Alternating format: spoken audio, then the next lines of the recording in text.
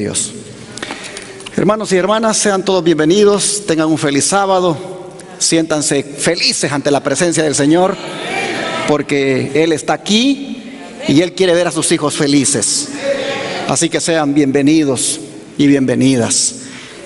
En el seminario profético La Revelación de Jesucristo, hoy vamos a retomar el estudio del tema titulado La respuesta de Dios a la angustiosa pregunta del sexto sello, tercera parte. Entendiendo esa pregunta como aquella que dice: ¿y quién podrá sostenerse en pie? Esta es la pregunta más penetrante que se hará en el final de los tiempos. Esta pregunta se hará en el contexto de la gran tribulación o el gran tiempo de angustia, como también se le conoce a la ocasión cuando se derramen las 7 postreras plagas sin mezcla de misericordia. Y en los 2 temas anteriores que he presentado, la respuesta de Dios a esta pregunta ha sido que los únicos que van a estar de pie en ese tiempo son los 144,000 sellados. Ellos serán los únicos que tendrán el sello de protección de Dios, el cual también se le conoce como el sello de la verdad, el sello de la aprobación, el sello de propiedad, el sello de redención y el sello del carácter. Pero ¿de dónde son tomados los 144,000? Vamos a la Biblia, Apocalipsis 7, versículos 4 al 8. Apocalipsis 7, versículos 4 al 8.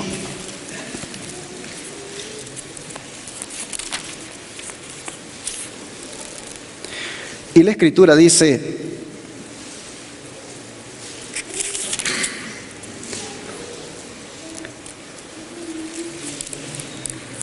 y oí el número de los sellados, 144,000 sellados de todas las tribus de los hijos de Israel. De la tribu de Judá, 12,000 sellados. De la tribu de Rubén, 12,000 sellados. De la tribu de Gad, 12,000 sellados. De la tribu de Aser, 12,000 sellados. De la tribu de Neftalí, 12,000 sellados. De la tribu de Manasés, 12,000 sellados. De la tribu de Simeón, 12,000 sellados. De la tribu de Leví, 12,000 sellados. De la tribu de Isaacar, 12,000 sellados. De la tribu de Zabulón, 12,000 sellados. De la tribu de José, 12,000 sellados. De la tribu de Benjamín, 12,000 sellados. Estas 12 tribus que son mencionadas aquí no se refieren al Israel literal, sino que se refieren al Israel espiritual, por 2 razones. Una, porque las tribus del Israel literal, esas ya no existen más. Lo que hoy existe es el Israel espiritual. Y esto no lo digo yo, lo dice el apóstol Pablo. Vamos aquí al libro de Romanos, capítulo 9, versículos 6 y 7.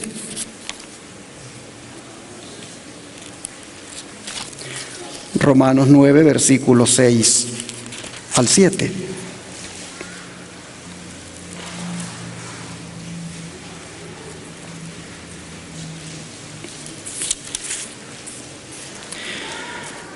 No que la palabra de Dios haya fallado, porque no todos los que descienden de Israel, ¿qué cosa? Son israelitas. Ni por ser descendientes de Abraham son todos hijos, sino en Isaac te será llamada descendencia. Aquí nosotros vemos de que israelitas no son, dice el apóstol, solamente aquellos que descienden de Israel, ni por ser descendientes de Abraham son todos hijos. Entonces, ¿cómo es que esto se debe entender? Para eso vamos al libro de Gálatas, capítulo 3, versículo 29. Gálatas, capítulo 3, versículo 29.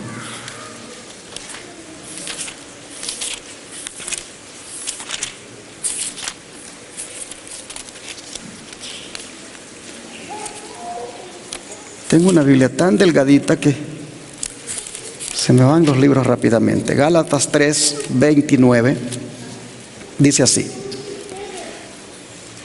y si vosotros sois de Cristo, ciertamente linaje de Abraham sois y herederos según la promesa.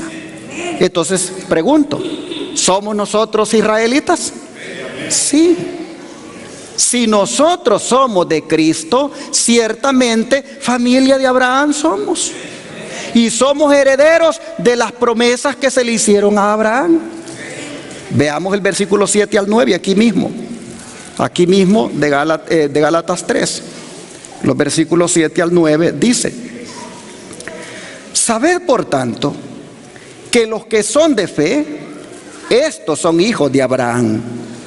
Y la Escritura, previendo que Dios había de justificar por la fe a los gentiles, dio de antemano la buena nueva a Abraham, diciéndole: en ti serán benditas todas las naciones. De modo que los de la fe son bendecidos con el creyente Abraham. ¿Cuántos de ustedes se consideran que son de fe? Exactamente. ¿Cuántos de ustedes saben y creen que han sido justificados por la fe? Entonces, dice Pablo que los que son de fe, estos son descendientes de Abraham, porque estos son parte de esa bendición que se le dio a él al decirle: en ti serán benditas todas las naciones de la tierra. Ahora el capítulo 6, verso 16 de aquí de Gálatas. Gálatas 6, verso 16 nos dice: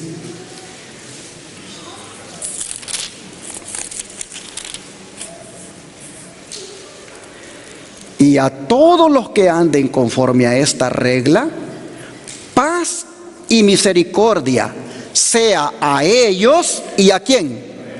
Y al Israel de Dios. ¿Quiénes son ellos? ¿Y quiénes son el Israel de Dios? Pablo está hablando aquí en Gálatas a los gentiles y está hablando de los judaizantes, de los judíos que los están obligando a que se circunciden. Pablo está concluyendo su carta y después de hacer todo su argumento de cómo es que se salva el ser humano, dice: a todos los que anden conforme a esta regla, paz y misericordia sea a ellos y al Israel de Dios. En este caso, hermanos y hermanas, el Israel de Dios son todos aquellos que, sin haber sido israelitas, pero por la fe son descendientes de Abraham, vienen a convertirse en un Israel espiritual. Así nosotros miramos que prácticamente nosotros, hermanos, tenemos el privilegio de ser el Israel de Dios, que incluye tanto a los judíos como a los gentiles convertidos. De manera que este Israel escatológico, como le llaman, porque es del tiempo del fin que ha mencionado Apocalipsis, no es más el Israel literal, aquel de 12 tribus, sino que es el Israel espiritual. Otra razón por la cual no está hablando del Israel literal es porque las tribus del Israel que hemos leído en el Apocalipsis no es su lista igual a la lista original que nosotros encontramos de las 12 tribus en el Antiguo Testamento. y que hablan del Israel de antaño. Por ejemplo, en la lista de Apocalipsis y en la lista de Números, ¿qué ustedes encuentran en la lista de Apocalipsis que está faltando? ¿Qué tribu allí o qué tribus no están en la lista? No está Dan y no está ¿quién más? No está Efraín. Mira, esta es la lista de Apocalipsis. Allá está la de Números 1, 4 al 15. Dan y Efraín están allá y en esta lista no están Dan ni Efraín. De manera que nosotros miramos aquí de que este Israel no puede ser el Israel de antaño. No puede ser el Israel de las 12 tribus literales. Este tiene que ser el Israel del que Pablo nos acaba de decir. El Israel espiritual, el Israel de Dios, al cual pertenecen todos los que son de fe y por lo tanto se constituyen en descendientes de Abraham. Es decir, en nosotros, por la gracia de Dios. Pero ¿por qué razón no está Dan en esta lista? ¿Y por qué razón no está Efraín? Si de esta lista se sacan los 144,000 y Dan y Efraín no aparecen, ¿cuál es el mensaje, aparte de lo que ya dije, que se está dando acá? Yo creo que para eso tendríamos que ir a unos textos y mirar qué pasó con la tribu de Dan y qué pasó con la tribu de Efraín. ¿Qué les parece? Vamos al libro de Jueces, capítulo 18, versículos 30 y 31, para ver lo que hizo la tribu de Dan. Jueces 18, versículos 30 y 31.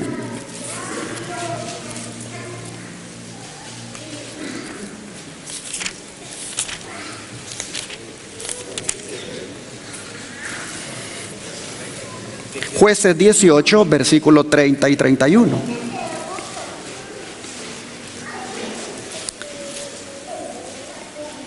Dice lo siguiente: y los hijos de Dan levantaron para sí la imagen de talla. Y Jonatán, hijo de Gersón, hijo de Moisés, él y sus hijos fueron sacerdotes en la tribu de Dan hasta el día del cautiverio de la tierra. Así tuvieron levantada entre ellos la imagen de talla que Micaía había hecho todo el tiempo que la casa de Dios estuvo en Silo. De manera que nosotros miramos aquí a los danitas, a los de la tribu de Dan, que hermanos y hermanas cayeron en apostasía, pues establecieron la idolatría. Nosotros miramos acá que ellos establecieron un culto rival al culto del verdadero Dios que se hacía en Silo. Ellos están aquí prácticamente, hermanos, adorando imágenes. Y así miramos que Dan se caracteriza por ser apóstata y por haber establecido la idolatría en el pueblo de Israel. Pero ¿qué de Efraín? ¿Qué dice la escritura de esa tribu? Vamos al libro de Oseas, capítulo 4, 17 y 18. Dice: Efraín es dado a ídolos, y por lo tanto, ¿qué hay que hacer con él? Déjalo. Su bebida se corrompió, fornicaron sin cesar, sus príncipes amaron lo que avergüenza. Y así nosotros vemos que esta otra tribu lamentablemente igual cayó en la idolatría. El capítulo 8, verso 11 dice: porque multiplicó Efraín altares para pecar, tuvo altares para pecar. De manera, hermanos y hermanas, que habiendo nosotros visto o leído estas evidencias bíblicas, no cabe duda que la apostasía de Dan y Efraín no le dan para que el Señor los ponga en la lista del Israel espiritual, del cual pueda sacar 12,000 sellados. Está justificado que no aparezcan en la lista, pues estas tribus, como ustedes pueden ver, ellas han caído en apostasía. ¿Cuál es el mensaje entonces? El mensaje es el siguiente: que en el Israel espiritual, en el Israel de Dios de este tiempo, no debe haber lugar para la apostasía. Y en los 144,000 que se va a sacar, no puede ser sacado de un lugar donde estén practicando la idolatría o la apostasía. Prácticamente el mensaje es que en el Israel espiritual de los últimos tiempos no hay lugar para los apóstatas y por lo tanto Dan y Efraín no aparecen. Ahora surge la pregunta: ¿por qué solo 12,000 son sacados de cada tribu? Si el Israel espiritual lo componemos nosotros, ¿por qué el Señor saca solo 12,000 de cada tribu, haciendo un total de 144,000? Si el Israel espiritual lo componemos, ¿cuántos, hermanos?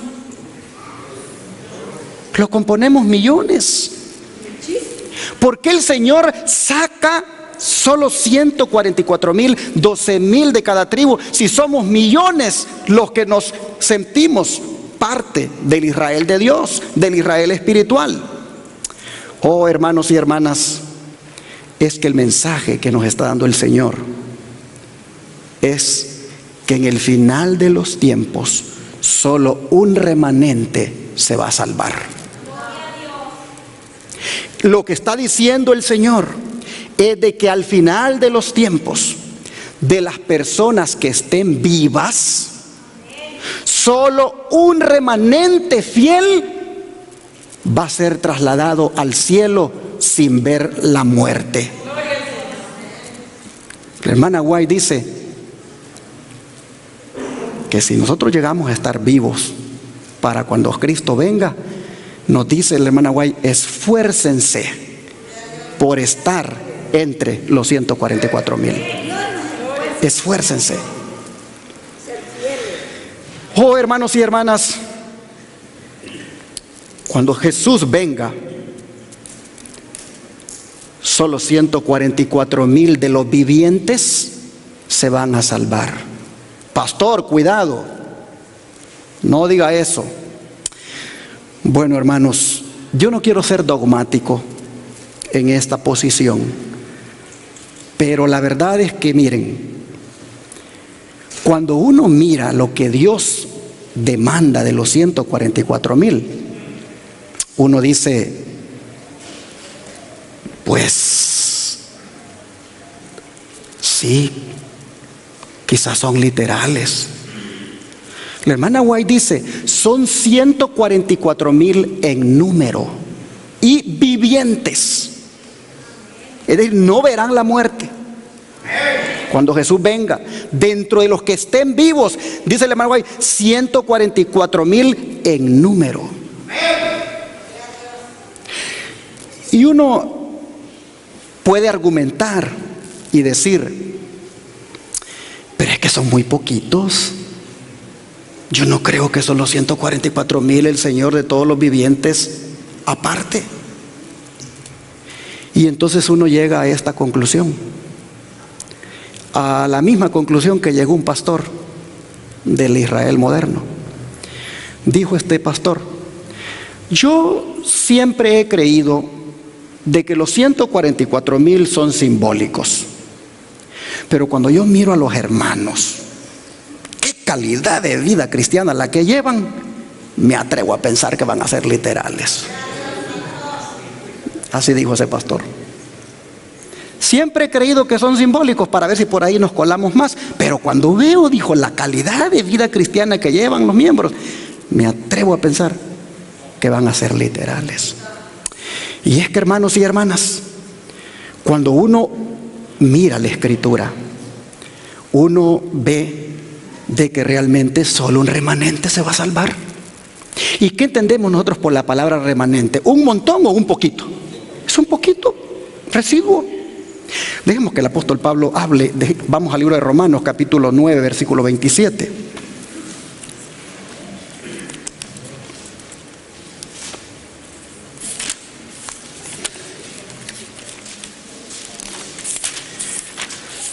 Romanos capítulo 9, verso 27.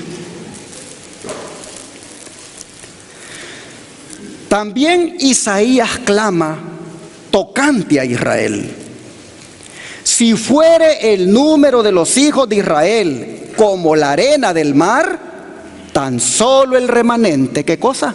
Será salvo. Qué verdad más contundente. Aunque sea el Israel moderno, los millones que dicen que ya alcanzó, solo un remanente es el que se va a salvar. Y uno se pregunta, ¿por qué? Porque el Señor, hermanos, conoce mejor que nadie a sus hijos. Y Él sabe quién verdaderamente le obedece, quién verdaderamente le ama, quién verdaderamente hace lo que Él le ha dicho. Y para que nosotros vayamos teniendo una idea de cómo es el remanente, y para que entonces veamos si realmente pues puede ser simbólico o literal, ¿qué les parece si vamos al libro de Sofonías para que nos diga cómo es el remanente? Vamos al capítulo 3, versículo 13. Sofonías, capítulo 3, verso 13.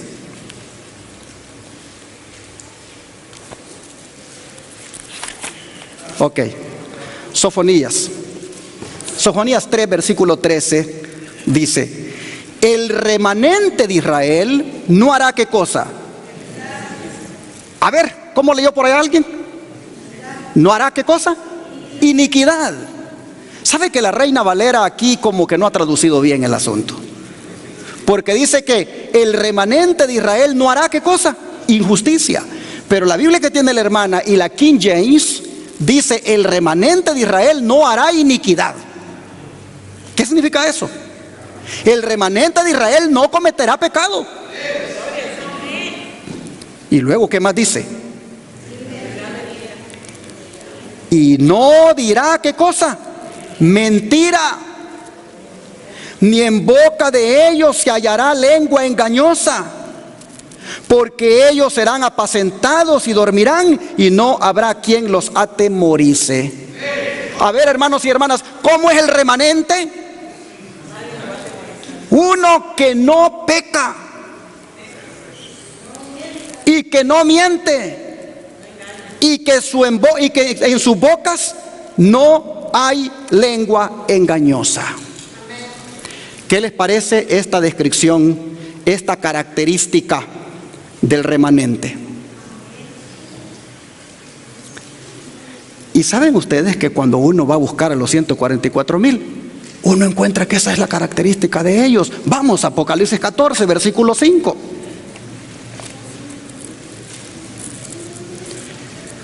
Apocalipsis 14, versículo 5. Describiendo aquí a los 144,000, nosotros encontramos que dice: y en sus bocas, ¿qué cosa, hermanos? No fue hallada mentira, pues son, ¿qué cosa? Sin mancha delante del trono de Dios. El mismo que Sofonías describe como remanente es el mismo que Jesús describe en el tiempo del fin. Un remanente que no es chismoso, que no es mentiroso, un remanente que es sin mancha, es decir, que no hay pecado en él.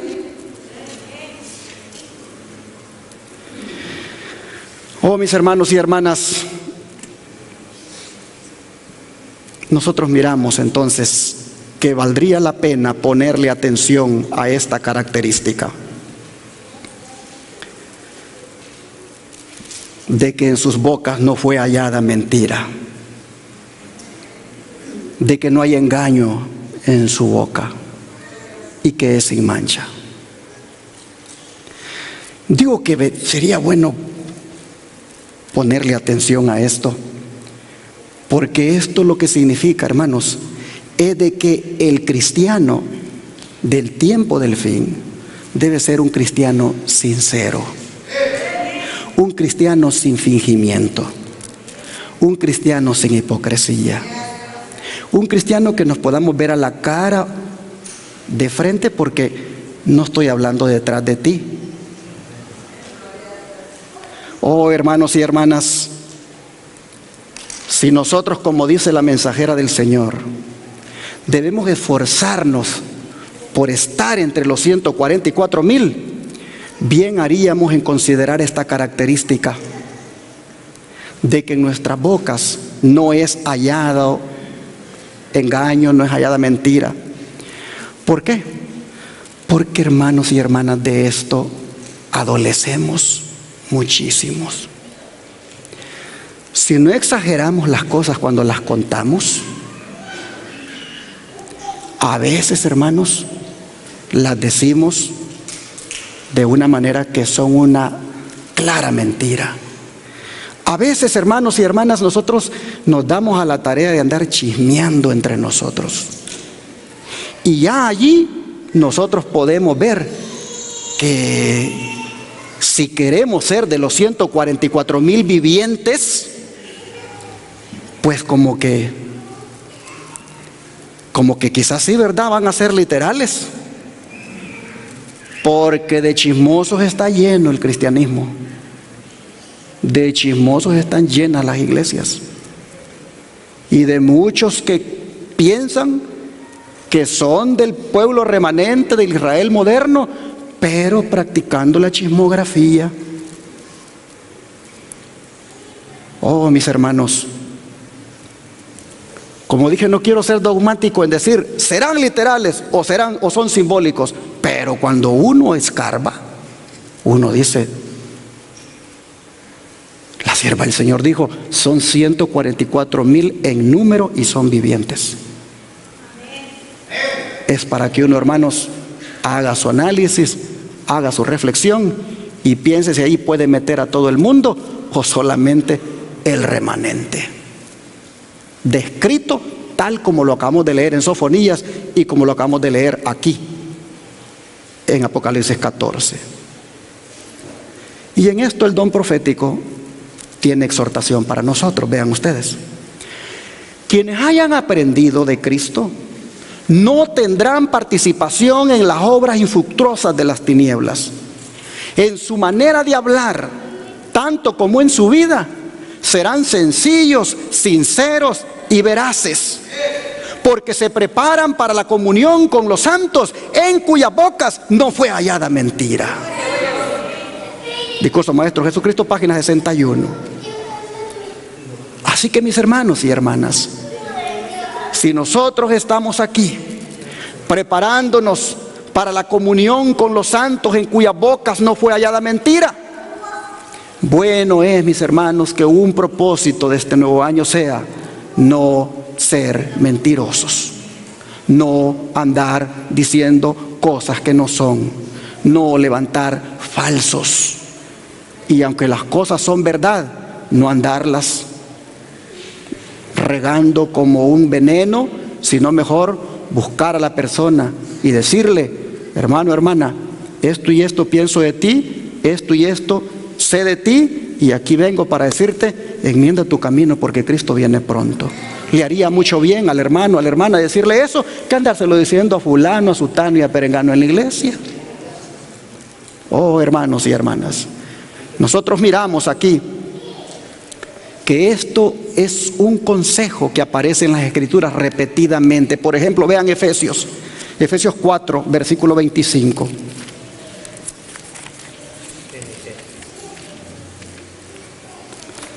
Efesios 4, versículo 25. Dice el apóstol Pablo, por lo cual, desechando la mentira, hablad verdad cada uno con su prójimo, porque somos miembros los unos de los otros. ¿Escuchó esto? Somos miembros los unos de los otros. Y por lo tanto dice, desechemos la mentira y hablemos la verdad, cada uno con nuestro prójimo. Oh, qué sabio es este consejo, hermanos. Porque la obra de Dios en este mundo está basada en la verdad. Y los que la predican deben ser personas de verdad. La iglesia y los miembros, si queremos ser instrumentos en las manos de Dios, hermanos, debemos ser veraces en todo. Oh, las palabras de Pablo no son sino una reiteración de lo que dijo aquel profeta Zacarías. Vamos para allá. Zacarías 8, versos 16 y 17. Zacarías 8, versos 16 y 17.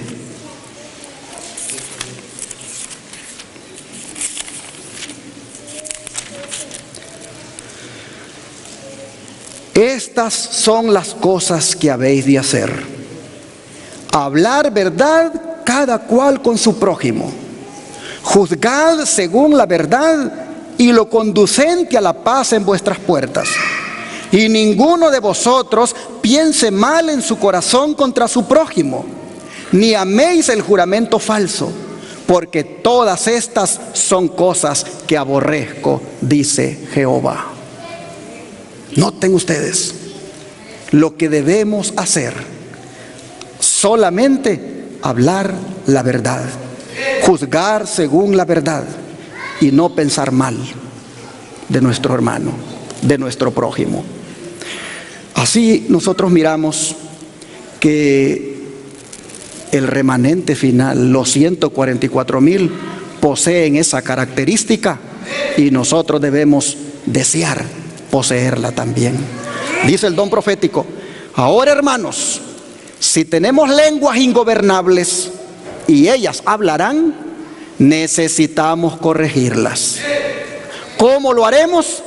Sigamos al Cordero, sigamos las pisadas de Cristo. Necesitamos santificar nuestra conversación. No deseamos impurezas en nuestros labios, no deseamos contaminación en nuestros corazones, no deseamos nada que nos contamine. Sermones Escogidos, página 74.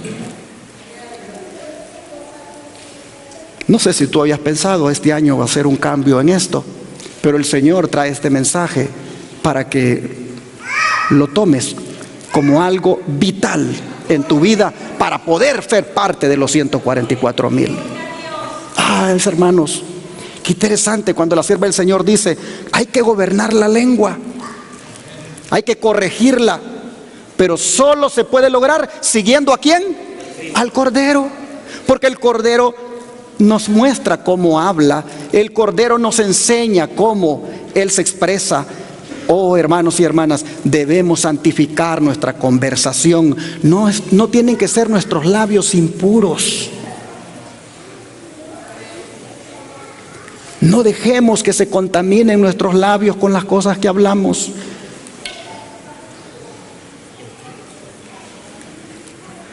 El otro día venía yo manejando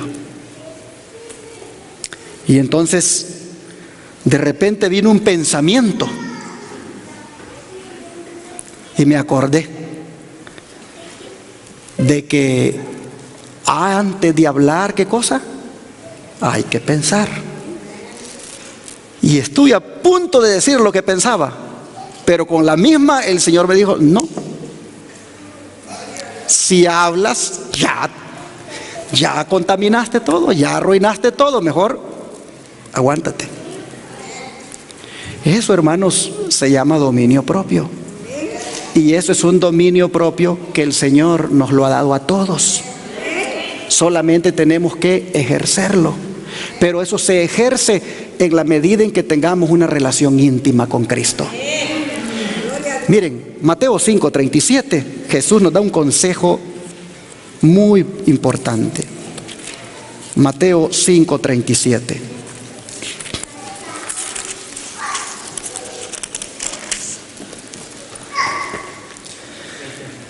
Pero sea vuestro hablar, dijo Cristo, ¿qué cosa? Sí, sí, no, no. Porque lo que es más de esto, ¿qué pasa, hermanos? De mal procede. Sea vuestro hablar sí, sí, no, no. Si hablas de más, ya hablaste el mal. Así nosotros miramos, hermanos, que esto es un principio que debemos observar siempre en toda conversación. Ahora mire lo que dice la sierva del Señor, hablando de estas palabras de Cristo. Estas palabras condenan todas las frases e interjecciones insensatas que rayan en profanidad. Condenan los cumplidos engañosos, el disimulo de la verdad, las frases lisonjeras, las exageraciones, las falsedades en el comercio que prevalecen en la sociedad y en el mundo de los negocios. Enseñan que nadie puede llamarse veraz si trata de aparentar lo que no es o si sus palabras no expresan el verdadero sentimiento de su corazón. Si se prestara atención a estas palabras de Cristo, se refrenaría la expresión de malas sospechas y ásperas censuras, porque al comentar las acciones y los motivos ajenos, ¿quién puede estar seguro de decir la verdad exacta? ¿Cuántas veces influyen sobre la impresión dada el orgullo, el enojo, el resentimiento personal? Una mirada, una palabra, aún una modulación de la voz pueden rebosar mentiras. Hasta los hechos ciertos pueden presentarse de manera que produzcan una impresión falsa. Lo que es más que la verdad, ¿qué dijo Cristo? De mal procede. Discurso Maestro Jesucristo, página 60. Y sigue diciendo ahora la Review and Herald del 28/8 de 1888. Por favor, déjese ya el lenguaje áspero y criticón. No os excuséis diciendo que es natural que habléis de cierta manera. Nunca digáis, es mi forma de ser cuando soy áspero y mal hablado. Y así creáis que es suficiente razón para que complazcáis tal conducta. Rasgad el corazón y no vuestra vestidura y tornaos al Señor. Aquello de que yo así soy, de que siempre he sido así desde pequeño o desde pequeña, eso no cuenta más para poder ser de los 144,000. Si somos respondones con el esposo, con la esposa, con los padres y con cualquier otra persona, hermanos y hermanas, tengamos cuidado, porque por nuestras palabras seremos justificados, dice el Señor, o por nuestras palabras, ¿qué cosa? Seremos condenados. Así que si en las bocas del remanente de los 144,000 no es hallada mentira, no hay engaño en su boca, tomemos en cuenta esto, porque todo esto está involucrado en esas declaraciones. El hablar exasperadamente, el exagerar las cosas, el ser respondón, el andar divulgando, el andar exagerando. Y sigue diciendo el don de profecía. Todo cuanto hacen los cristianos debe ser transparente como la luz del sol. La verdad es de Dios. El engaño en cada una de sus muchas formas es ¿de quién? De Satanás. El que en algo se aparte de la verdad exacta se somete al poder del diablo. Pero no es fácil ni sencillo decir la verdad exacta. No podemos decirla a menos que la sepamos. ¿Y cuántas veces las opiniones preconcebidas, el prejuicio mental, el conocimiento imperfecto, los errores de juicio impiden que tengamos una comprensión correcta de los asuntos que nos atañen? No podemos hablar la verdad a menos que nuestra mente esté bajo la dirección constante de aquel que es verdad. Discurso Maestro Jesucristo, página 60. Por eso es importante, hermanos, seguir a Jesús en esto. Pero volviendo al tema de los 144,000,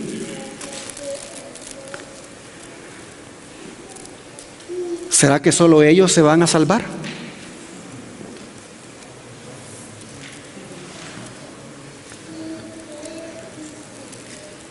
De los que estén vivos cuando Cristo venga, 144,000 son los que van a ser sellados y ellos van a ser salvos. Pero no quiere decir de que ellos serán los únicos en ser salvos a lo largo de la historia. a lo largo de la historia se van a unir a los 144,000 una gran multitud que también será salva por la gracia de Jesús. De eso voy a predicar en nuestro próximo tema. Por ahora solo les animo y les pido que busquemos tener la característica de los 144,000, de que somos sin pecado y que en nuestras bocas no es hallada mentira. ¿Cómo se puede lograr esto? De rodillas, orando, estudiando y teniendo una íntima comunión con el Señor. ¿A cuánto le gustaría tener esa característica? Que Dios les bendiga y que con la ayuda de Dios lo logremos.